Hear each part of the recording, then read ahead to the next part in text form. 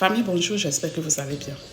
Ce matin, j'aimerais parler à certains enfants de Dieu qui se sentent un peu frustrés, qui se sentent un peu mis à l'écart, oui, qui se sentent un peu, pas trop aimés par leur leader, par leur homme de Dieu, parce qu'ils se disent que vraiment, dans la communauté où ils sont, à chaque fois quand ils ont des problèmes qu'ils abordent le pasteur, l'homme de Dieu leur dit, allez prier, allez prier.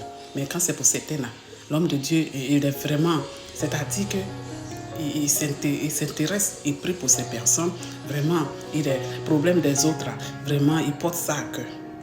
Famille, je vais vous dire, moi j'ai vécu ça.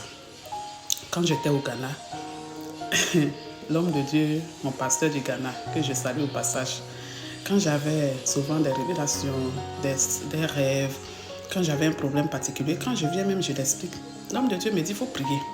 Il faut prier. Je me sentais aussi pareil que vous. Je me frustrais intérieurement, je disais, mais l'homme de Dieu là, il ne prend jamais, c'est-à-dire que moi, mon problème ne me tient jamais à cœur. Alors que Yébi, ce n'est pas ça. Je vais vous dire ceci. Un homme de Dieu, un leader de l'église, là, notre homme de Dieu là, chaque homme de Dieu doit savoir quelle est la grâce que Dieu a déversée sur chaque membre de ces églises. Souvent là, ce n'est pas tout l'homme de Dieu va dire. Mais il te dit, va prier là.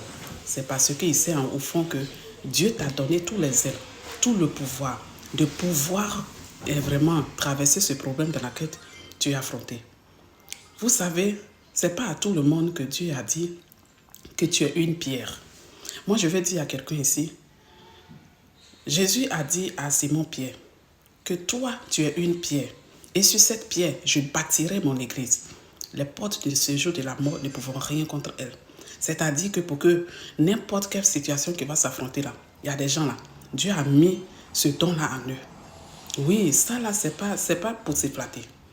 C'est la vérité. Dieu a mis ce don-là en eux pour que, quelle que soit la situation, qu'il soit la voix des sans-voix, qu'il soit la solution des problèmes des gens, qu'il soit vraiment... Ils ont tous ces ailes-là, quoi. Ils ont tous ces ailes. Mais parfois, certains diront aussi que, ah, mais Dieu a dit, prions pour les uns, pour les autres. Oui. Mais le problème que tu es venu expliquer à ton homme de Dieu là, il sait automatiquement que la solution se trouve dans ta main. Lui, c'est un homme spirituel. Hein? C'est un homme. C'est ton père spirituel que Dieu a mis devant toi. Hein? Il te connaît. Il te connaît, il me connaît. Donc, s'il dit, va prier là, c'est parce que lui là, il ne pourra rien faire. La seule personne qui peut faire quelque chose là, c'est entre toi et ta relation avec Dieu. Quand il me disait, va prier là, je partais prendre ma Bible, je disais, hé Seigneur, ça là même là, mais c'est comme ça, un peu, et puis maintenant, toi-même là, tu découvres qui tu es en Jésus-Christ. Toi-même, tu découvres, tu es surpris de te voir à un niveau. Mais oui, on ne dit pas à n'importe qui, tu vas... Non. C'est pas à n'importe qui on dit ça.